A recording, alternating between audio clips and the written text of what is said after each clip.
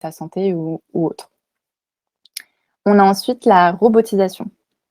Donc c'est, notamment avec, l'intelligence artificielle qui impacte aujourd'hui fortement le monde du travail.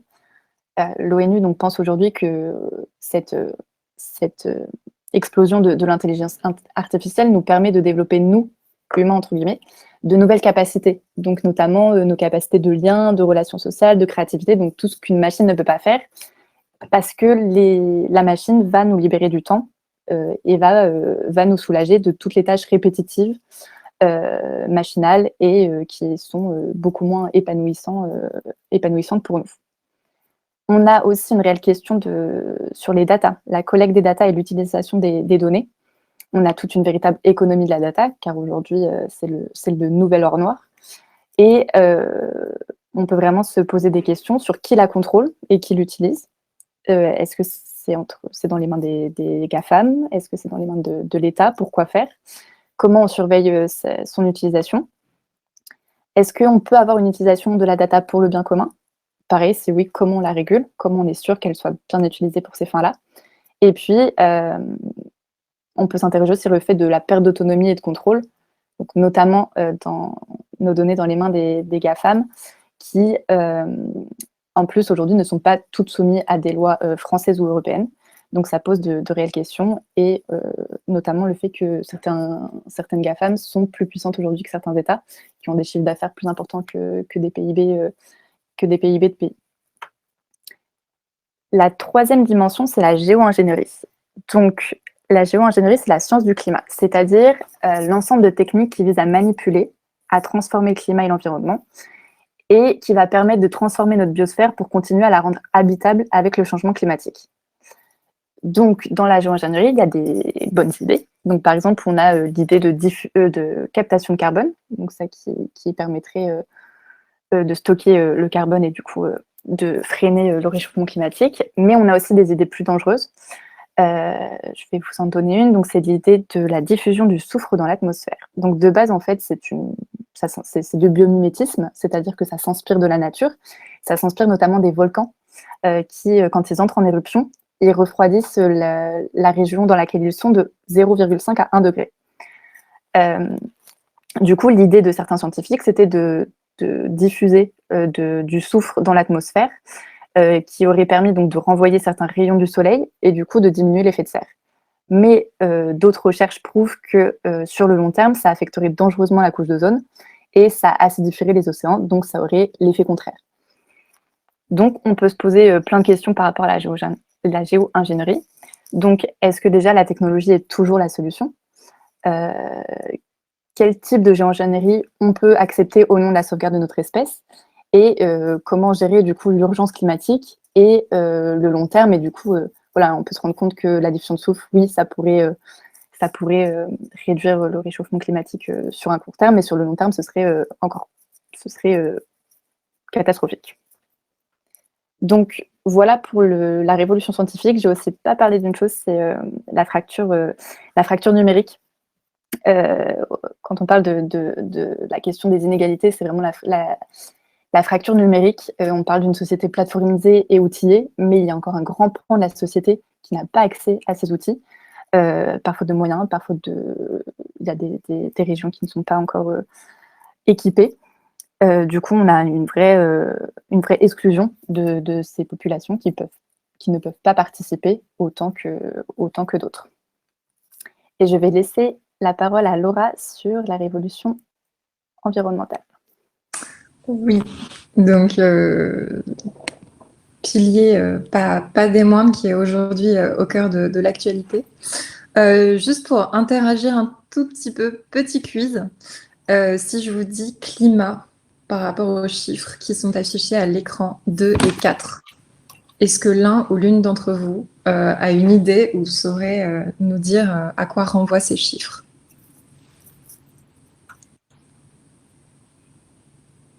Je vous laisse juste quelques secondes si vous voulez nous écrire dans le chat. Il y a un petit délai souvent avec la projection et le chat, donc c'est pour ça que les réponses sont en décalé. Il n'y a pas de problème. Aucune idée, c'est honnête. Quelqu'un d'autre? Bon, sinon, je donne la réponse et je verrai si certains d'entre vous avaient la référence. 2 degrés, c'est donc, oui, exactement, Zoé, une augmentation de 2 à 4 degrés. Alors, c'est pas une augmentation de 2 à 4 et c'est pas des pourcentages, non, c'est bien des degrés. Donc, 2 degrés, c'est l'objectif à ne pas dépasser au niveau du réchauffement climatique, puisqu'au-delà, on ne sait absolument pas ce qui va se passer. Vous avez très certainement entendu parler des accords de Paris, et donc de ces fameux 2 degrés que l'on ne doit absolument pas dépasser. Faut savoir qu'aujourd'hui, on est déjà à plus 1,3 degrés depuis 1850 et que si l'on continue la production telle qu'elle est actuellement, on est sur une trajectoire qui va vers 4 degrés, ce qui est absolument énorme en fait. Donc là, on est à plus 1,3 degrés déjà, pour une température moyenne à la surface du globe qui est à peu près de 15 degrés. Et donc, deuxième question, juste parce que ça parle pas forcément hein, quand on parle de degrés comme ça, plus 1,3, plus 2, plus 4. Est-ce que vous avez une idée de la différence de température qu'il y avait entre l'ère glaciaire, donc clairement c'est l'âge de glace, hein, comme le dessin animé, et aujourd'hui? À la surface du globe, en moyenne, combien de degrés d'écart entre l'âge glaciaire et aujourd'hui? Sachant que Paris n'existait pas, était complètement recouvert sous la glace.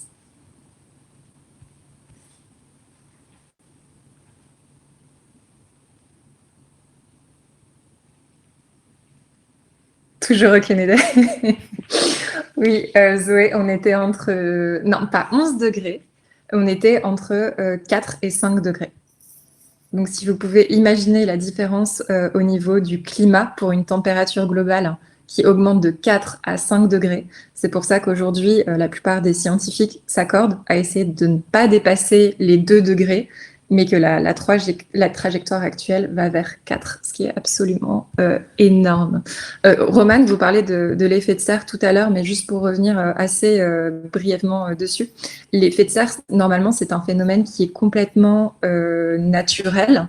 Donc, vous avez la planète, vous avez cet effet de serre autour, et normalement, il y a les rayons du soleil qui arrivent sur la planète. L'effet de serre permet de garder certains de ces rayons et d'avoir une température viable en fait à la surface du globe. Sauf que aujourd'hui, avec toute la pollution, tous les gaz qu'on émet, donc on appelle des gaz à effet de serre, et le plus connu d'entre eux est le CO2, vous devez en entendre souvent parler, cet effet de serre est extrêmement renforcé. Ce qui fait que la plupart de la chaleur des rayons de soleil n'ont pas la possibilité de repartir, sont emprisonnés à la surface du globe et font augmenter la température globale à la surface de la Terre. Juste une petite recommandation, si c'est des sujets qui vous intéressent, je pense un minimum si vous êtes là aujourd'hui, je vous conseille vivement de faire une fresque du climat. C'est un outil pédagogique qui dure entre 3 et 4 heures et qui vous permet de comprendre les causes et conséquences du réchauffement climatique. Et donc, il y en a aujourd'hui, ils ont développé un outil en ligne, donc c'est complètement gratuit, n'hésitez surtout pas à vous inscrire, ou même à Engage City. Comme je vous disais tout à l'heure, il y a des fresques qui sont encore organisées régulièrement, donc c'est très ludique et ça vous permettra de comprendre tout ce qui est cause et conséquences. Donc, on a beaucoup parlé donc, pour ce pilier environnemental hein, de tout ce qui est climat. Il y a une deuxième thématique dont on parle de plus en plus aujourd'hui et qui est la biodiversité, qui a longtemps été sous-traitée, hein, on va dire, par rapport aux enjeux climatiques. Mais il y a un rapport du WF qui est ressorti là, en septembre 2020, mais qui avait déjà été produit il y a quelques années, qui avait donné des chiffres qui étaient absolument dramatiques, et dans lequel le WWF annonçait que depuis 1970, les populations de vertébrés, donc tout ce qui est population vertébrée, ça inclut mammifères, oiseaux, poissons, reptiles et amphibiens, ont diminué de 68%. C'est un chiffre qui est juste affolant. Il y a bien évidemment des considérations éthiques sur ce que l'homme peut faire à la planète, sur ce que l'homme peut faire aux autres espèces, mais il faut comprendre aussi que la biodiversité, c'est ce qui fait tourner nos sociétés au quotidien, et que même si on n'est pas du tout convaincu aujourd'hui d'un point de vue éthique, qu'on considère que l'homme est absolument supérieur aux autres espèces, rien qu'économiquement et en termes de viabilité, si on ne fait rien, les conséquences vont juste être monstrueuses. Que ce soit aussi bien pour nous alimenter, on dépend complètement de la biodiversité, que ce soit également pour la santé. Il y a encore aujourd'hui énormément de médicaments qui sont produits à base de matières vivantes et dont on ne peut absolument pas se passer. Une grande partie de l'industrie, un grand nombre de branches de l'industrie utilisent directement ou indirectement le vivant. Les scientifiques aussi s'inspirent de certaines espèces qui ont des propriétés biologiques exceptionnelles. C'est ce que vous disiez rapidement, Romane, là on touche à tout ce qui est biomimétisme. Et si on sort complètement de l'éthique, mais qu'on est juste d'un point de vue économique, rien qu'au niveau du tourisme, pour certains pays, on peut parler des grandes barrières de corail. Pour l'industrie du tourisme de certains pays, cette chute, cette disparition de la biodiversité est juste catastrophique en fait. On parle aujourd'hui, je ne sais pas si vous avez déjà entendu ce terme, de 6e extinction de masse. Donc d'un point de vue scientifique, le terme fait encore débat, mais on va dire qu'au cours des 500 millions d'années qui sont passées, la vie sur Terre a presque totalement disparu à 5 reprises.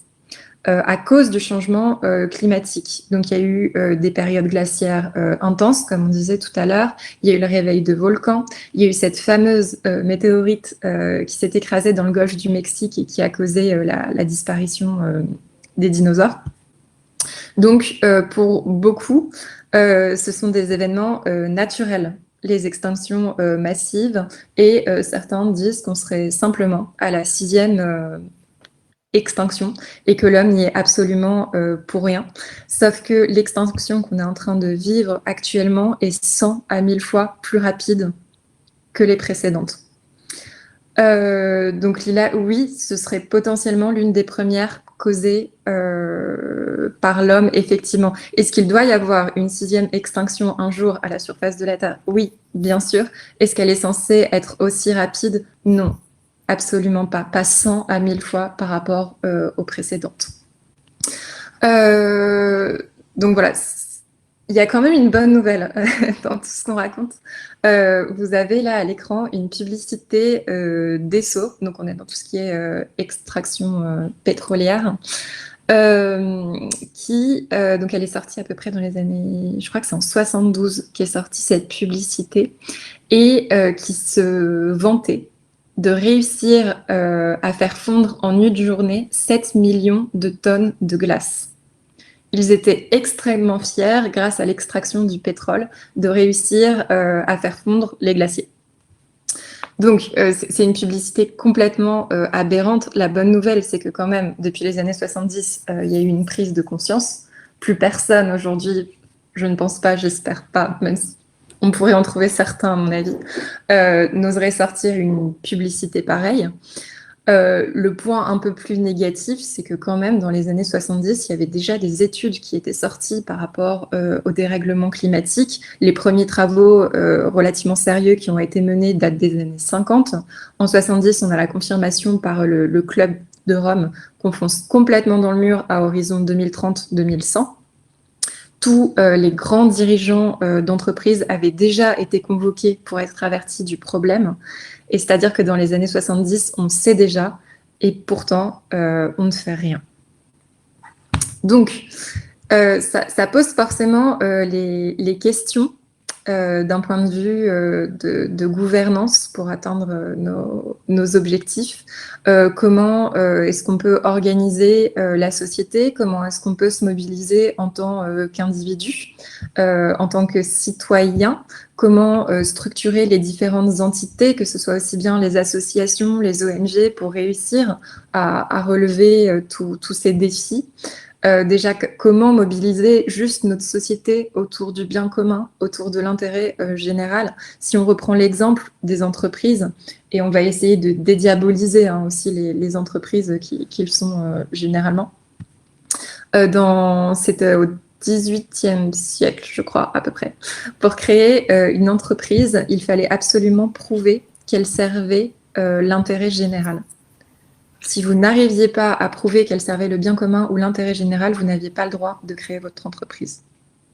Bon, on est aujourd'hui assez loin, mais ça pose question. Donc, il y a des lois, bien sûr, qui sont passées avec tout ce qui est RSE, la loi Pacte, mais ça reste quand même aujourd'hui insuffisant, même si on est sur il y a une dynamique qui s'instaure depuis quelques années, mais on a besoin de faire 100 fois, on a besoin de faire 1000 fois plus. Voilà, donc pour toute cette partie un peu de gouvernance, il y a une courbe qu'on aime beaucoup chez Engage. Si tu peux montrer la suivante, Romane. C'est donc vous la connaissez peut-être sous la courbe du deuil normalement, sauf qu'on s'est aperçu qu'elle fonctionnait extrêmement bien aussi pour d'autres choses. C'est les travaux d'Elisabeth Kubler-Ross. C'est des enjeux qui peuvent être extrêmement lourds.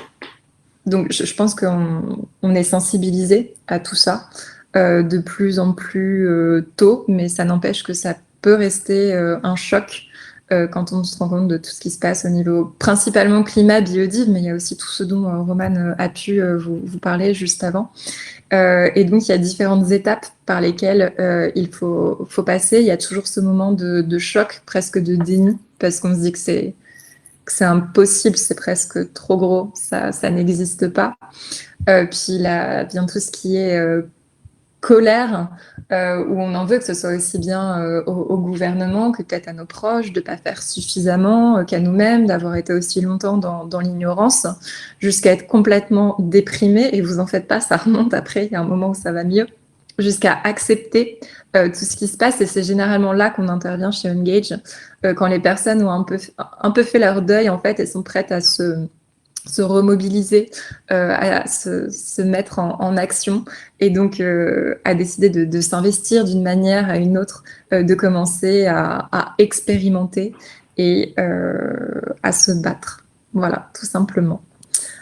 Et donc, ce qu'on voulait vous proposer juste après avec Romane, c'était de vous partager un peu nos expériences personnelles. Mais juste avant, est-ce que vous avez des questions sur tout ce qu'on vient de dire? Et on espère que vous n'êtes pas déprimés. Moi, j'ai vu une question qui était un peu au-dessus de celle par rapport à l'extinction. C'était par rapport, pouvez-vous redire depuis quand? Je crois que c'est apparu au moment vous parliez des 68% d'extinction. Oui. Je pense que c'est par rapport à ça. Oui, c'est le rapport du WWF, donc c'est depuis 1970. Entre 1970 et 2020, je ne sais plus si je vous ai dit 68 ou 68% de la population de vertébrés a disparu. Voilà pour les chiffres agréables à entendre. Romane, je te laisse peut-être prendre un peu la main sur le parcours. Je continue de regarder le chat si jamais vous avez des questions. Je vais peut-être enlever le partage d'écran également. Ouais. C'est peut-être plus sympa. Et me revoilà normalement.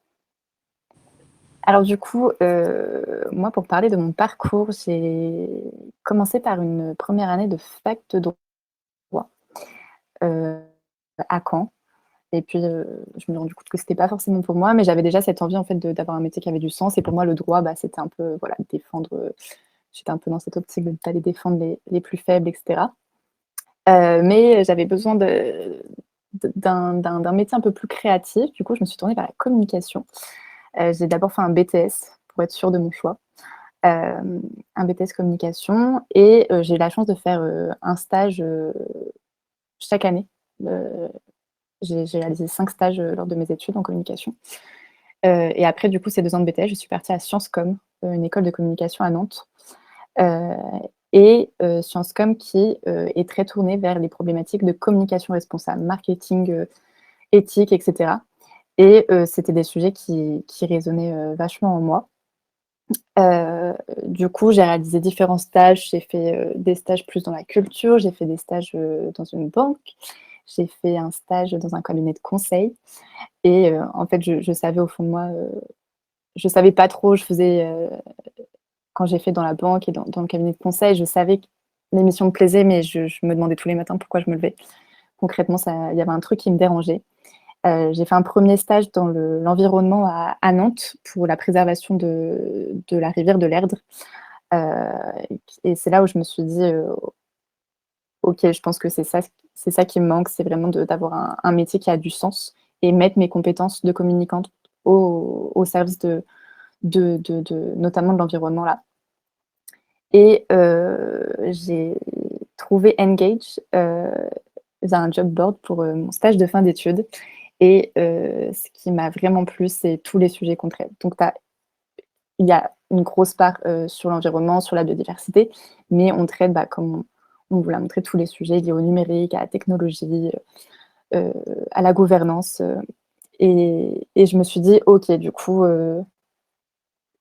c'est vraiment là où je me sens mieux. En plus, on est une petite structure, donc j'ai des missions transversales. Je vois tous les sujets, tous les projets qu'on lance.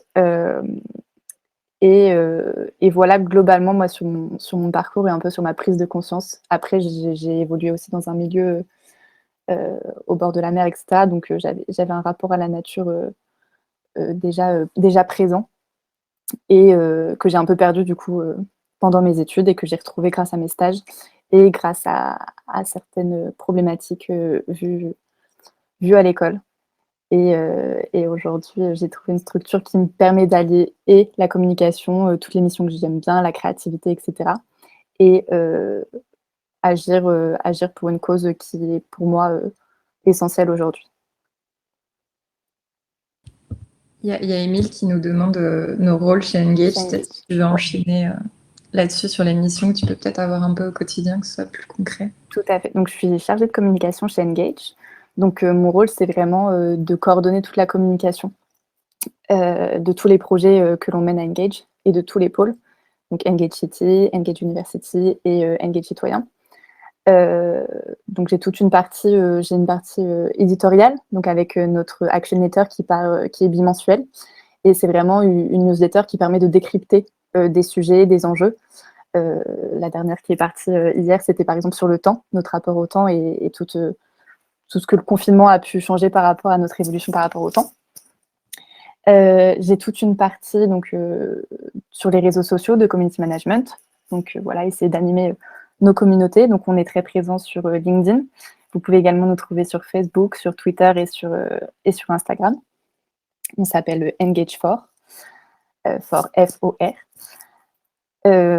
Et j'ai également une grande partie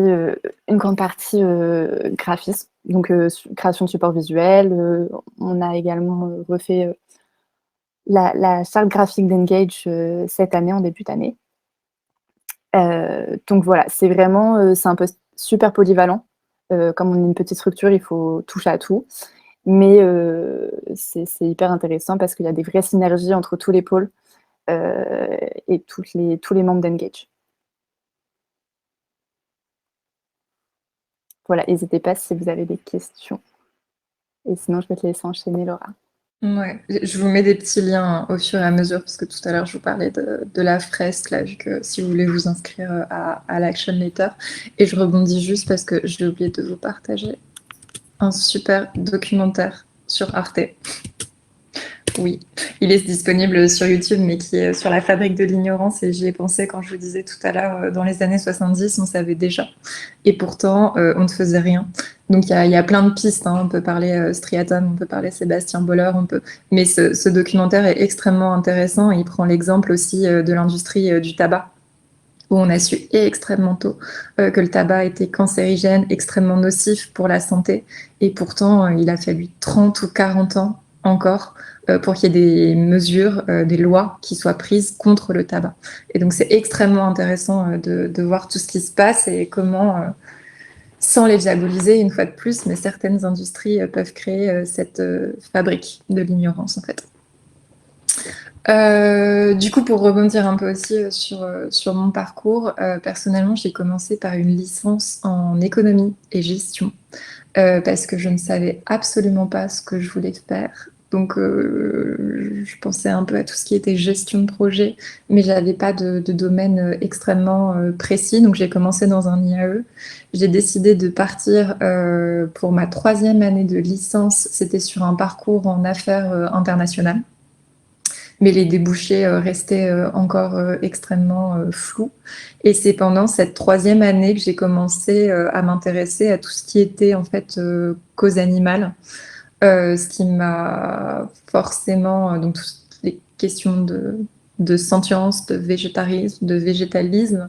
Et quand vous commencez en fait par vous intéresser à l'une de ces questions, d'un coup il y a tout un monde plus ou moins catastrophique qui s'ouvre à vous sur tout ce qui va être thématique du coup environnementale, de biodiversité, de réchauffement climatique, sauf qu'on va vous parler en fait d'inégalité et de tous les sujets en fait qu'on a un peu traités avant. Donc ça a été mon prisme, enfin ma porte d'entrée.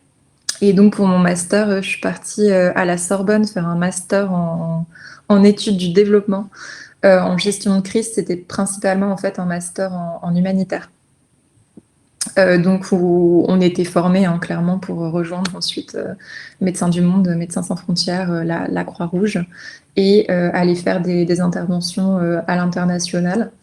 Il y avait une critique post-colonialiste qui était extrêmement forte dans ce master, à laquelle j'ai adhéré. Donc j'ai donc décidé, souhaité ne pas rejoindre le milieu de l'humanitaire, mais j'avais gardé tout au long de mon parcours cet aspect un peu pluridisciplinaire, très polyvalente comme Romane. J'avais fait beaucoup de stages très différents.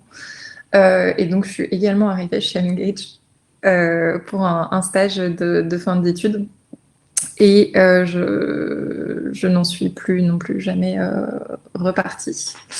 Parce qu'effectivement, en fait, vous allez facilement trouver des structures qui vont être dans tout ce qui est thématisé environnement ou thématisé tech ou thématisé. Mais nous, c'est vrai qu'on a cette chance d'avoir cette approche complètement systémique, de réussir à comprendre l'interdépendance, les relations qu'il y a entre toutes ces questions. Ce qui fait, il y a une expression qui dit généraliste en tout, spécialiste en rien. C'est peut-être pas vrai, mais ce qui fait qu'effectivement, même si l'environnement, c'est une grosse partie quand même des sujets qu'on traite, on n'est pas équitable entre environnement, tech et gouvernance.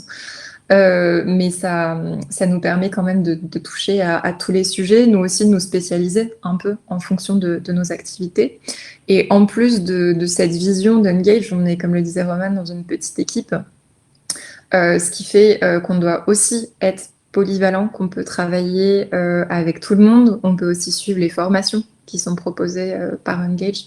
Donc ça, pour monter en compétences, c'est vraiment c'est parfait. Et donc pour mon rôle, les missions que je peux avoir un peu chez Engage, on va dire que j'ai différents projets, donc je suis vraiment sur tout ce qui est coordination, gestion de projet, donc notamment pour toute la partie corporate, où on intervient dans les entreprises pour monter des défis. Je m'occupe également des Engage Calls citoyens, je pense qu'on pourra vous mettre le lien. C'est des conférences en fait qu'on fait chaque mois sur les grands défis du 21e siècle, c'est complètement gratuit aussi, hein, tous les replays sont disponibles sur YouTube, donc qui sont complètement grand public. On souhaite toucher un maximum de personnes sur ces sujets, donc je m'occupe de ces sessions. Et on a un autre projet aussi à côté qu'on a monté avec le LEPAC et Virginie Resson-Victor, qui est celui de la Convention 21, qui est un projet inspiré de la Convention citoyenne pour le climat, mais où cette forme souhaite tirer au sort 150 entreprises afin de prendre des mesures non pas seulement en faveur du climat, mais également en faveur de la biodiversité. Voilà, donc il y a beaucoup de nouveaux projets à chaque fois qui arrivent, sur lesquels on décide ou non de se positionner. Mais on va dire que j'ai une grosse partie gestion de projet, puis plus fonctionnement de fond sur tout ce qui va être recrutement, RH, comptabilité, gestion d'équipe. Voilà, la polyvalence des petites équipes. Pouvez-vous écrire le nom du master? Oui, c'était C'était à l'Institut d'études du développement économique et social qu'on appelle l'IDS. Et c'était en études du développement, spécialité gestion de crise. J'ai oublié de crise, pardon. Voilà.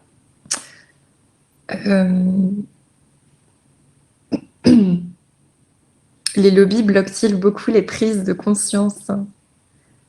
Regardez la fabrique. La fabrique de l'ignorance.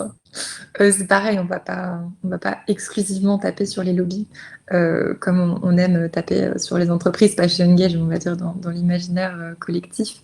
Mais effectivement, il y a un peu de tout, mais vraiment, du coup, si c'est des questions qui vous intéressent, regardez ce documentaire. Vous serez peut-être un tout petit peu déprimé, mais il est extrêmement enrichissant. Voilà. Est-ce que tu souhaitais compléter, Romane, ou est-ce que vous avez d'autres questions? Pour moi, ça va. Et du coup, je ne sais plus si tu l'as dit, mais n'hésitez pas aussi à aller du coup sur notre chaîne YouTube. Alors Laura, je n'arrive pas à diffuser des liens dans le chat. Mais voilà, n'hésitez pas à aller sur notre chaîne YouTube pour voir les précédentes conférences à quelques citoyens. C'est pareil, c'est qui traitent de tous les sujets qu'on vous a évoqués là, si vous souhaitez en savoir plus. Et on a également sur notre site, on a plein d'interviews, on a une bibliothèque où on met des références de livres, etc. aussi qui peuvent vous intéresser. Voilà. Et on recrute. Donc si jamais on a 3 postes pour voir aussi bien pour la gestion du lieu. Mais c'est ça, j'allais faire un point sur le recrutement parce que il y a encore, enfin les offres sont encore disponibles aujourd'hui. Vous pouvez encore postuler. C'est sur le même lien que le webinaire, mais juste dans l'onglet recrutement et tout est encore disponible. Voilà, je pense que vous allez peut-être y venir, mais... Non, j'allais juste en dire 2 mots, effectivement, pour la partie Engage City, pour la gestion du lieu. Il y a une offre pour l'université, donc tout ce qui est gestion de nos programmes. Il y a un gros programme transformation qui va recommencer à la rentrée. Donc, si ça vous intéresse, n'hésitez pas à aller consulter l'offre. Et un dernier pour tout ce qui est chargé de partenariat et développement. Voilà, donc n'hésitez pas à vous envoyer vos candidatures. Et même si vous avez des questions, on peut... Romane, tu es d'accord pour qu'on laisse les mails dans le chat? Bien sûr. Ouais. Si jamais vous avez d'autres questions, que ce soit sur la présentation, que vous cherchez des ressources, ou que ce soit sur Engage, n'hésitez pas non plus à nous contacter, ce sera avec grand plaisir. Très bien, si on a répondu. Bon, on a été un peu plus rapide, on est passé très vite sur les grands défis du XXIe siècle, mais en même temps, c'est des présentations que soit on les fait très rapidement, soit on vous embarque pour une journée complète, donc c'est toujours compliqué d'avoir le juste milieu. Mais merci à vous. En tout cas, merci beaucoup. Non, c'est sûr, c'était très dense. C'est vrai que c'est des sujets qui peuvent être un peu déprimants. Je connaissais pas la courbe du deuil, mais c'est vrai que c'est très juste, je trouve. Mais non, c'est sûr que en 1 heure, ça reste un survolage, mais en tout cas, c'était très dense. Je pense que ça peut éclairer un peu. Et peut-être pour finir, si vous avez un exemple de mission concrète là qui a été faite chez Engage récemment, ou dans quel groupe, quand vous faites les défis dans les sociétés, par exemple, quel type de société c'est, peut-être pour avoir une idée un peu concrètement, parce que c'est vrai qu'en dehors, on a du mal à se projeter un peu peut-être. Je te laisserai peut-être donner un exemple après, Romain. Moi, je peux donner un exemple corporate, mais je n'ai pas le droit de citer les noms, malheureusement, parce qu'on est tenu par des... Oui, bien sûr, mais globalement.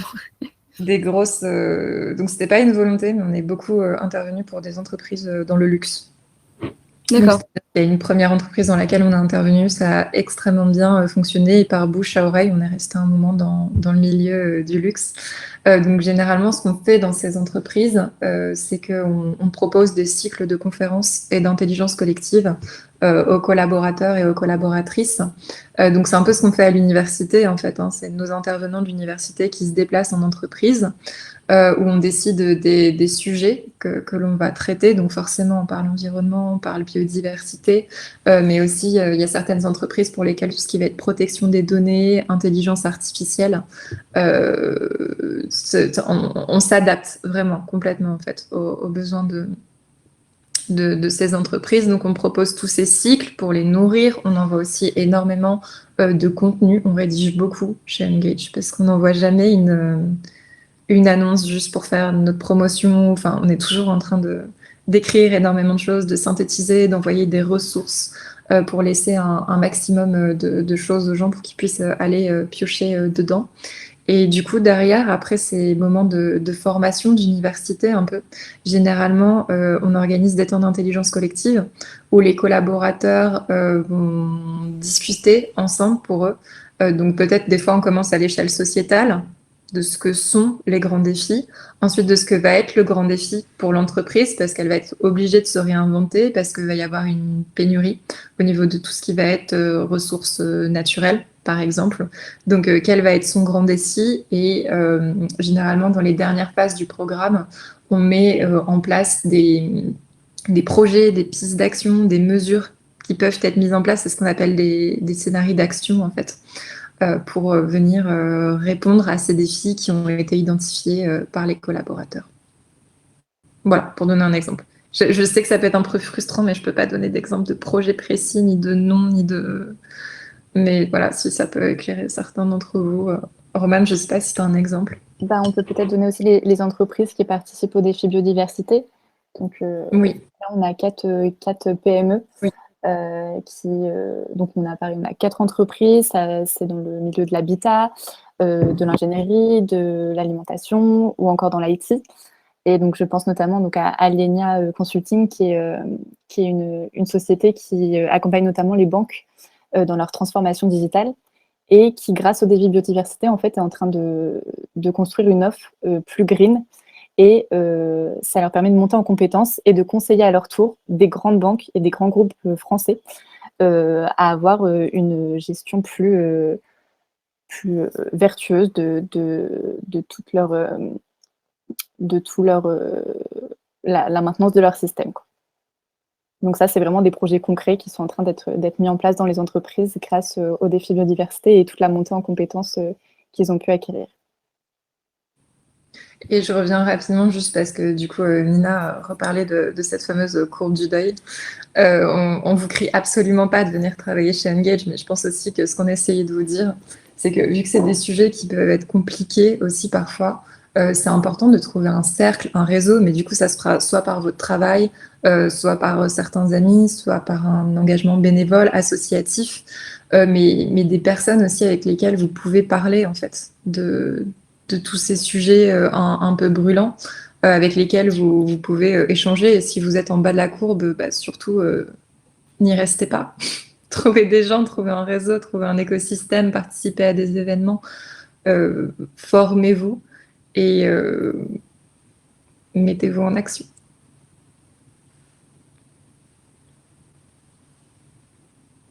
Oui, les réseaux sociaux aident beaucoup, mais enferment aussi, effectivement.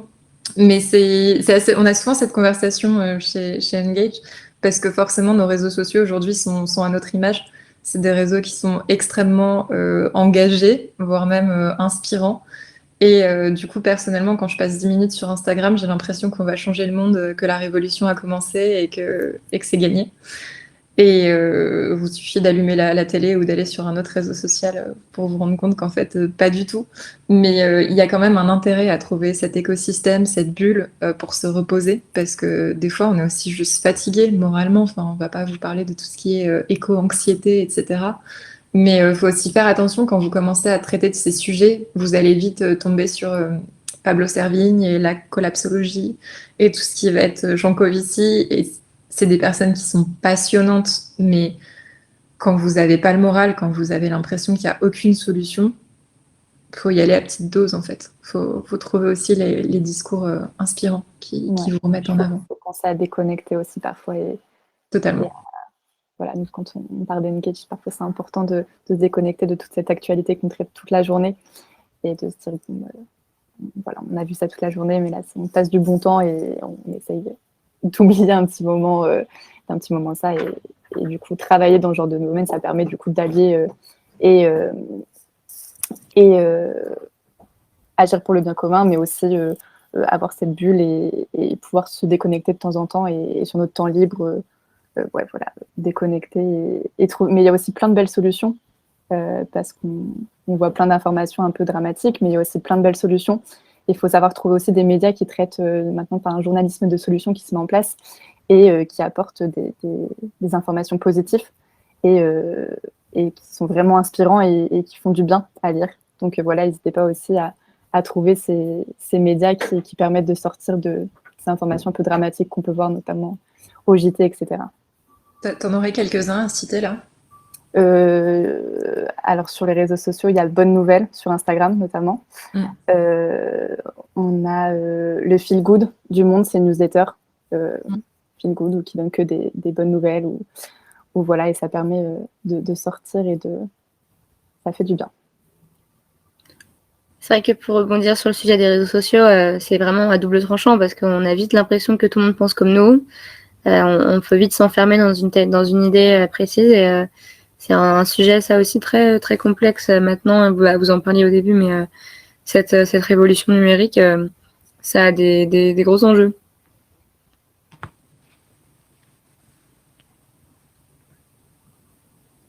Je vous ai perdu. Ah non, allô, bon, pardon. Est-ce qu'on a encore? Oui, c'est bon.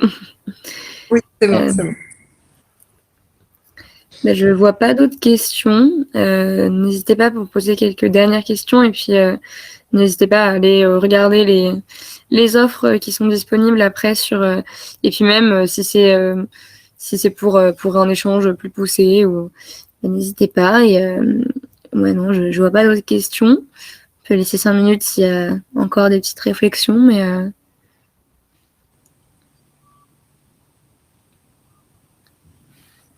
sachant que toutes les ressources sont bien dans le chat, donc n'hésitez pas à tout enregistrer ou à ouvrir dans des autres onglets pour pas les perdre.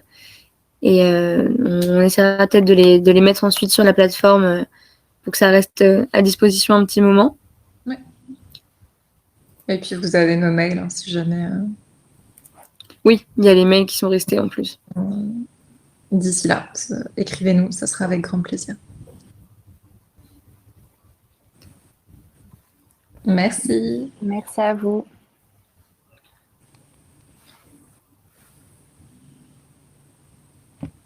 Je pense qu'on peut arrêter là, non? Oui, je pense qu'il y a plus si on voit plus de messages, c'est que ça doit être ça a dû être très clair. Donc on va pouvoir conclure sur ça. Et puis je vous souhaite une très bonne journée. Et puis merci pour votre temps, merci d'avoir pu parler de tout ça avec nous, des enjeux qui sont vraiment intéressants et faut en parler, il faut pas s'accabler non plus par rapport à ça. Donc très intéressant et bonne journée à vous. Merci à vous.